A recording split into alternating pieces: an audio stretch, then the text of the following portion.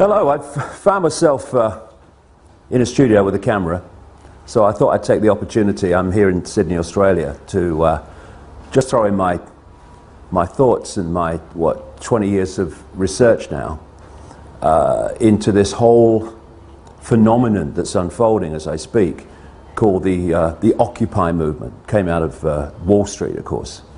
And it's a great thing. It's fantastic that people are waking up to the point where they're saying, I'm a slave, and I ain't having it anymore. That's the great Rubicon that needs crossing, so we can do something about this. The reason I'm just going to put this information out, people make of it what they will, is there's another agenda going on here too, and if the genuine response to this grotesque enslavement of humanity in terms of finance and in terms of so many other things is going to be challenged effectively, then people need to get streetwise to what this other agenda is. And also the fundamentals of what we're dealing with. So I'm going to take it in stages. First of all, the fundamentals of what we're dealing with. If anything is going to happen that's going to change this tyranny of global banking and global finance, then first of all, the way that money is created, or what passes for money is created, has to fundamentally change. If this doesn't change, nothing's going to change, because the power doesn't move. There's no change in the power dynamic of money creation, because people don't realize this in vast, vast numbers, that when you ask the question, how is money created, where does money come from, people have this kind of feeling, well, it's the government's in it. No. Overwhelmingly, massively overwhelmingly, it is not the government. It is private banks, which, if you do the research, owned by the same people under different names, the same network under different names. Private banks are creating what we call money out of fresh, bloody air, and then charging us interest on it. And it works like this.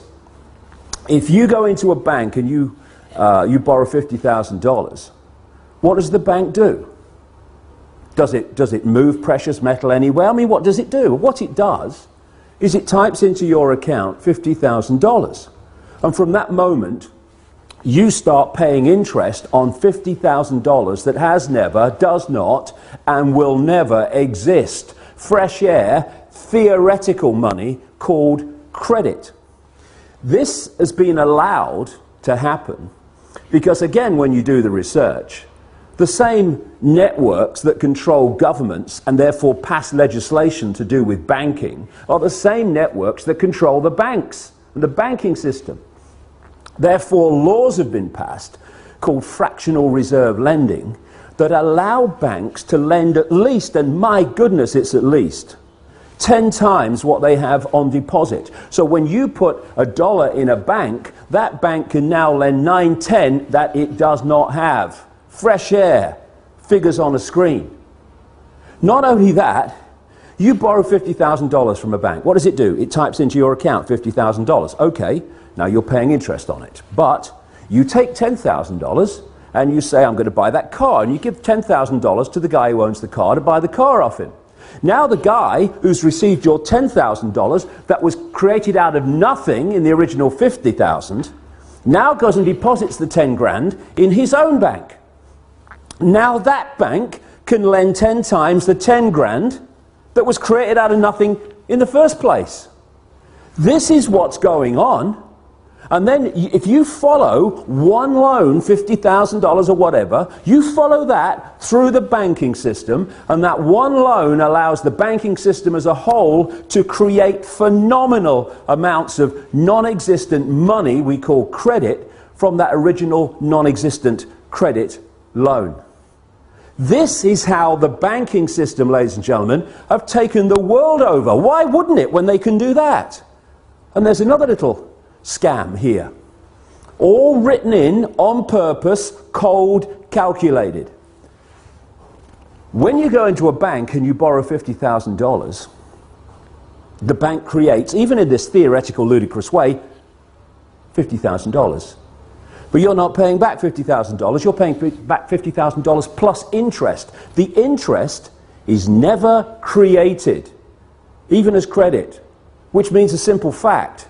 At any point in time, coldly calculated, designed to be, there is never anything like enough units of exchange, money, in circulation to pay back all the principal on the debt and all the interest on the outstanding debt. Therefore, people losing their homes, losing their businesses, losing goodness knows what else that they've worked for is built into the system. Now, when you have a boom and there's an expansion of this non-existent, ludicrous money called credit, then Peter pays Paul hides to a large extent the fact that we're in this situation where the outstanding debt cannot be paid back or even nearly paid back plus interest because there isn't the units exchange to do it. But when you go into a recession or a depression and there is a contraction of those ludicrous units of exchange in circulation, then it becomes blatantly obvious that there's not enough units of exchange to pay back all the interest on the debt and all the principal, and that's why you get this explosion, which we've got now, of people losing their homes, losing their businesses, losing their land, their farms, etc. And all these tent cities that are appearing around the world.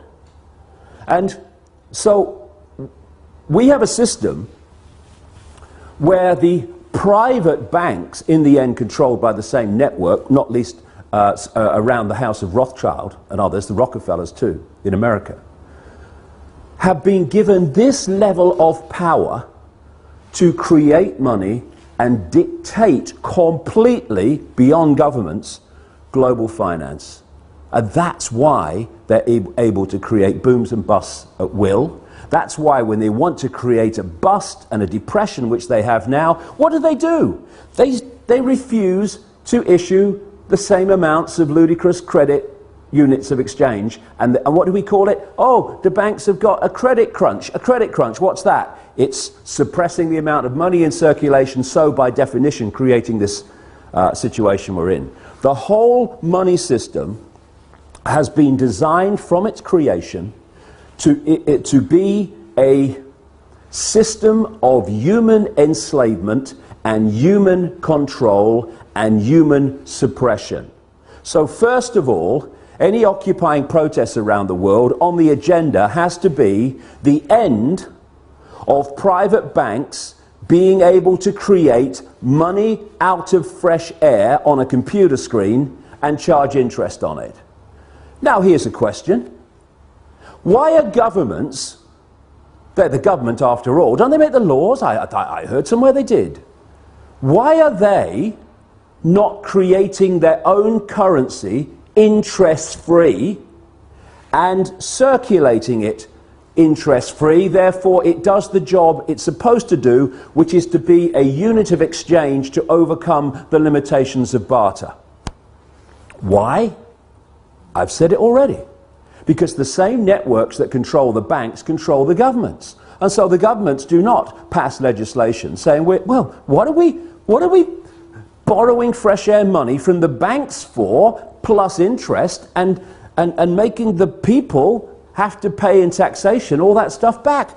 All we got to do is create our own money interest-free, because you see, at the moment, the very unit of exchange which allows economic activity to happen is created at the very start as a debt by people borrowing money from banks called credit. It's a debt from the start, the very unit of exchange in the world. It's crazy, it's insane. Number two, that has got to go.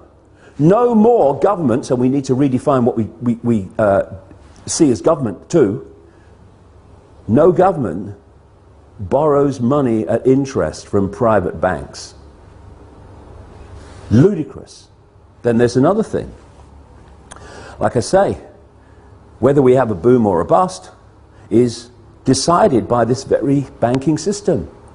Because they have what they call an economic cycle. It's total corruption and total manipulation. First of all, they put lots of units of exchange out, credit. Oh, you know, you earn 2 and 6 a week? Okay, have this £500,000 house. Yes, here's the money, take it. And they put lots of units of exchange in circulation. And there's a boom, manufactured, and when people are in a boom and they get confident about their jobs, they go into more debt, bigger house, bigger car, all the rest of it. And then what they do at an optimum point, this is what they did in 2008, is they take or create an excuse to take money out of circulation. Now the economic activity generated by that amount of money in circulation is no longer possible. And we move over here, fishing line coming in now, to a depression or a slump. People do not lose their homes overwhelmingly because they don't want to work anymore. They lose their homes because there's not enough economic activity to generate the income to pay the mortgage. Companies don't go bust because they think it would be a bit of fun. They go through a bust because there's not enough demand for their products at a time of a downturn when the money in circulation is being reduced. And what happens? The banks that have created this problem in the first place, they take the homes, they take the businesses, they take the land, they take the real wealth for having not been paid back money that has not, does not, and will never exist. This is the power that the governments, controlled by the same network, have given to the banks to control planet Earth. Anything that comes out of these Occupy protests that does not include demands, not taking no for an answer, this has got to go, it's going to change nothing. And there's another couple of things, maybe a few more, that I'd like to get across to those that are brilliantly protesting around the world. Because there's nothing more manipulatable than genuineness that isn't streetwise. And what we need to do, if we're going to really bring an end to this outrageous, inhuman nonsense, is we have to get streetwise pretty damn quick. Because there are people, vultures, flying around, flitting around these protests, not least in Wall Street, trying to direct it in a certain direction that will make the world more enslaved and more unjust than it is now. There's certain coordinates, 3 will do in this presentation, if you like. 1, where does this network behind the banking system and behind governments and behind the transnational corporations, where does it want to take us? Okay? Well, simple. It wants total control over the entire human race, mentally, emotionally, physically, and financially. And to do that, and there's a few, compared with the 7 billion global population, there are a handful of people at the core of this in full knowledge of what they're doing. They have to constantly centralize decision-making.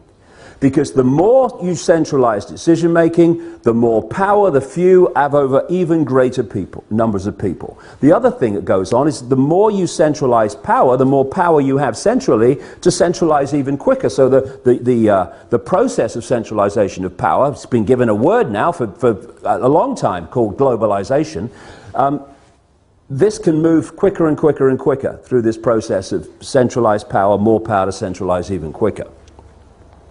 What they want to create, I've been writing about this now for nearly 20 years, is they want a world government that would dictate all laws, apart from a few local things. All the major laws will be dictated by this world government, just as the European Union dictatorship now dictates something like 75% of the laws that are passed in Britain.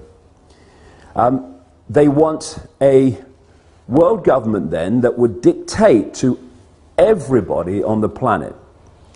They want a world central bank that would dictate all global finance to every what is now countries, though they want to break them up into regions. They want a world army to impose the will of the world government on anyone that doesn't want to accept it. That's what NATO is now. You know, when they're justifying bombing whole cities of civilians on the pretext of protecting civilians, and they say the world community has decided, we have G8, and the international, that's code for world government. And when they then say, we're going to bring NATO in because the world community has decided, no, actually, America, Britain, France, and one or two others have bloody decided, and Israel. They are talking about NATO as a world army. The idea of this structure, where they want to take us, is to have a world government that says, these people, or this group, or this, what is now a country, is not accepting our diktats, send the boys in. And that's what we've seen in Libya. That's what they're trying to bring in Syria. That's what we're seeing increasingly around the world. The international community has decided, send the boys in. NATO, de facto world army.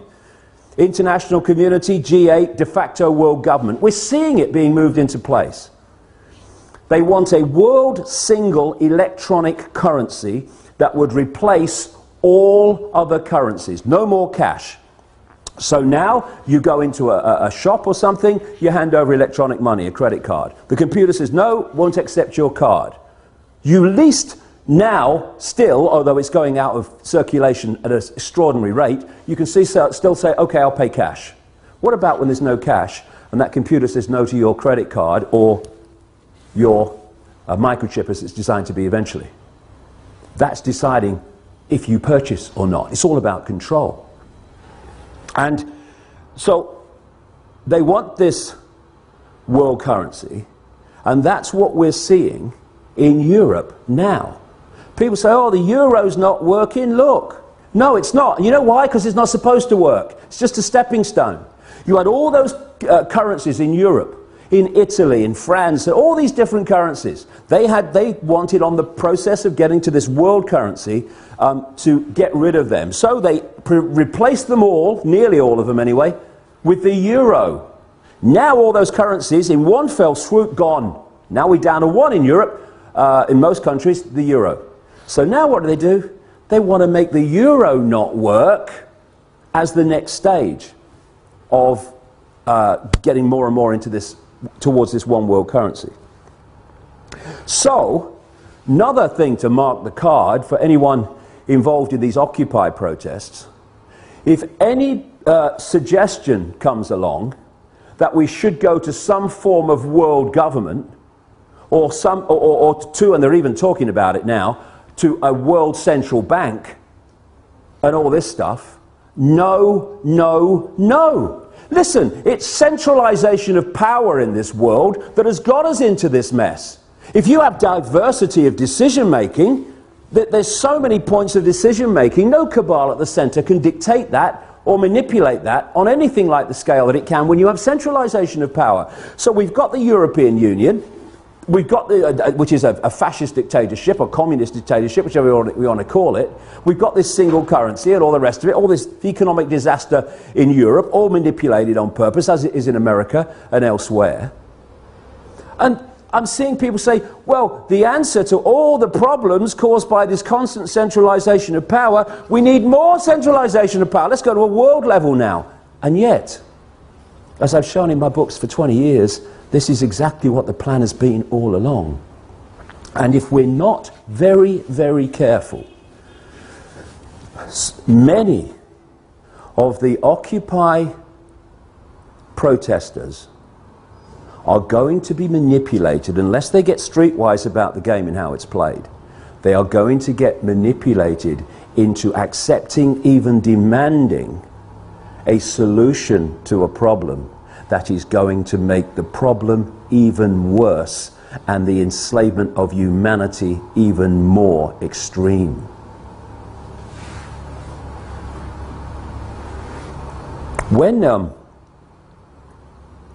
When you look at where they want to take us, which is into this centralized global dictatorship,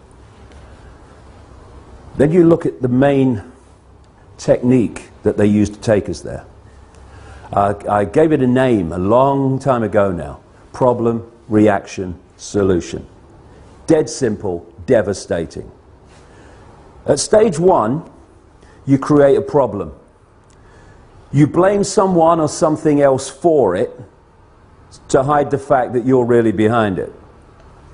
You then, through an unquestioning and pathetic media, tell the people the version of the problem you want them to believe.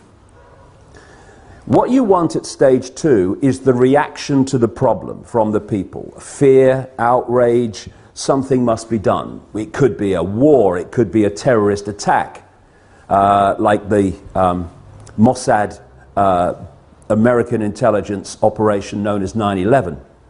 It could be an economic collapse, whatever. Whatever problem you need to be allowed you to go to stage three of problem, reaction, solution, which is to offer the solutions to the problems you have covertly created and blame someone or something else for it. And those solutions are constantly advancing your agenda to this centralized global dictatorship that I'm talking about. So when you crash the global economy, and when you're moving trillions and trillions of dollars around the world economy every day, as this network is, you decide if it goes up or down. Nobody else does, you do. And therefore, you can create an economic collapse at will. That's what they did in 2008, and they've gone on with it since. And the idea is that that problem is then offered a solution. And people like the Rothschild-controlled bagman and billionaire George Soros, one of the major funders, by the way, into existence of MoveOn.org, which is trying to move in, this Democratic Party-owned, cabal-owned operation, moving in on the Wall Street protests and stuff like that. You can then offer the solutions that Soros and others are offering, which are what? To solve this economic global crash, we need a world central bank. Stands back in amazement. I'm shocked. Knock me down with a feather and I shall swoon. It's so blatant, it's so callable, it's an open book once you do the research and you realize where this is going. And so, it's so vital as we've reached this point, this cusp where so many people have gone through or are going through this process now, where they're saying, I'm a slave and I'm not having it. And then they go to the next stage, which is what we're starting to see. It's so important that they don't allow themselves to be pawns, genuine pawns, unknowing pawns, but pawns all the same, in a manipulation that then takes us on to the next stage of an even greater financial and human enslavement than we've had up to this point. Because this is a vital area. It's vital not to get focused and obsessed with corporations and banks and all that stuff. It's about control. It's about human control. And the form it takes doesn't matter to these people. They just want the form that brings most control.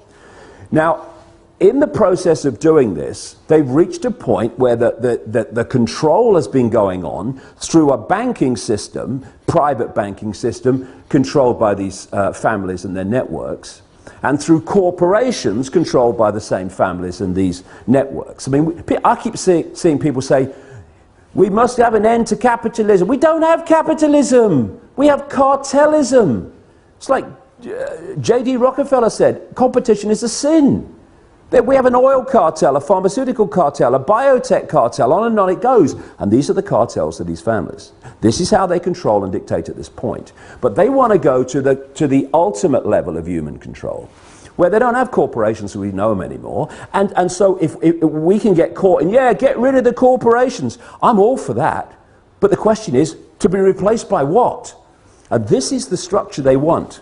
They want the world government, the world central bank, the world currency, the world army to implement the will of the world government, and then they want the world government ministries. Read 1984. George Orwell, real name Eric Blair, wasn't coming from his imagination. He had access to the projected agenda through the Fabian Society. Exactly the same Fabian Society that Aldous Huxley was a member of, and thus had the inside knowledge to write a prophetic novel called Brave New World. They were coming from knowledge of what the projection was. Huxley, it seems, supporting it, and Orwell not supporting it, trying to expose it. But it's still the same source of where it came from. This has been going on for so long. What they want is the world government and then the World Ministry of Oil, which would take over all the oil corporations, all the oil infrastructure, all the oil finance, everything. They want a world ministry of health that would take over all the pharmaceuticals and encompass what is now the World Health Organization, a Rockefeller Rothschild creation, by the way. They want a world ministry of trade that would encompass the World Trade Organization and dictate global trade from a central point. A world ministry of this, a world ministry of biotech, and all the rest of it. And so they want to absorb the corporations as they are now into these ministries for the ultimate global dictatorship. And the same people behind the banking system now and the corporations now will be controlling the world government and the ministries. But the same thing, but it will go on to a much higher level and a much more coordinated level of human control. So, they will want people, protesters against the outrageous injustices and grotesque actions and behavior of the corporations, to call for the end of the corporations, call for the end of the banks. Yes, fine. But we have to dictate what replaces them. Diversity, diversity, diversity from the center. Control that people have of their own lives in their own communities, not what they want. And what I have to say, speaking now, I'm seeing happening around the world in these protests, having the cabal you were protesting against dictating what this stuff is replaced by. If we go there, more and more centralization of power, we'll live in a global fascist state within 10 years.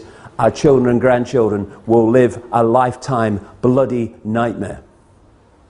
Or we can go this way and saying we want power from the center to people in their communities. So no central cabal can dictate the lives of everyone in a country or a state, never mind everybody on the bloody planet. And one final thing. You know, these organizations that move in, like MoveOn.org, I mean, I wish they bloody would. Sooner the bloody better. That are Soros funded and Democrat Party controlled and all these people. And then I mean, if people, you know, a lot of the people in the protests, if they hear this bit, they'll be going, boo, what are you doing? Because I've seen them do it to people. Global warming caused by humans is a bloody giant hoax.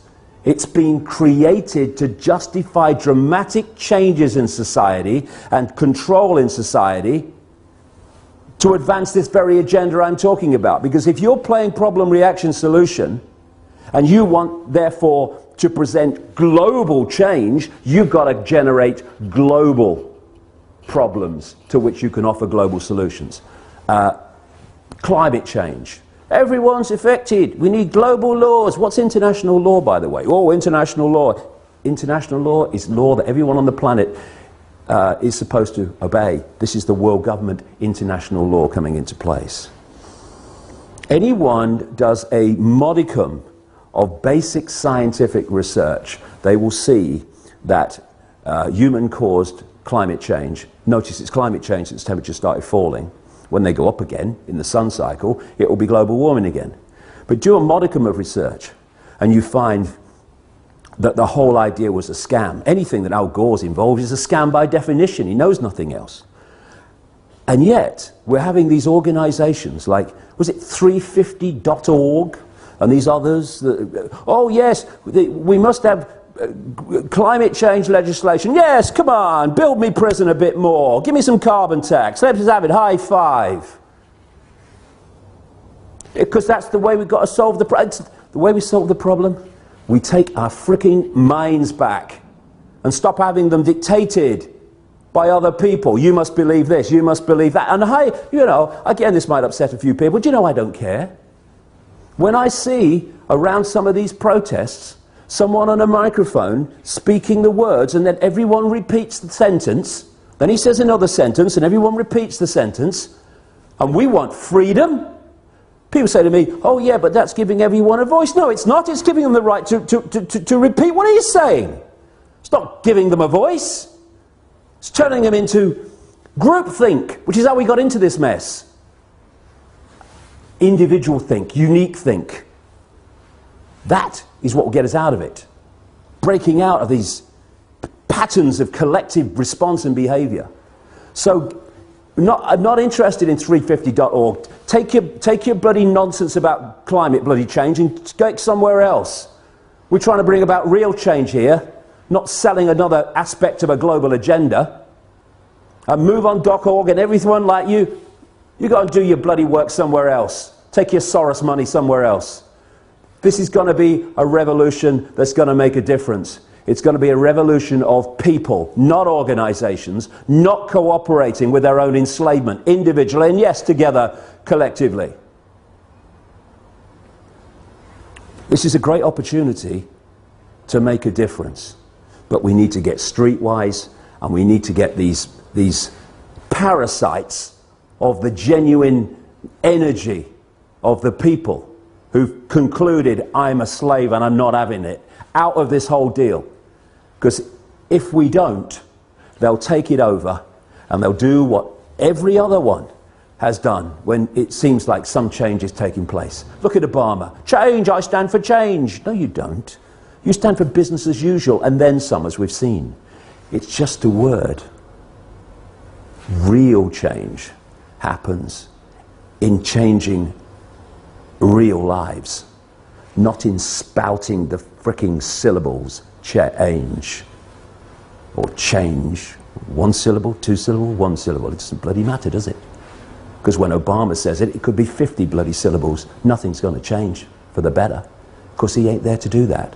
So we have to do it. Come on, let's go.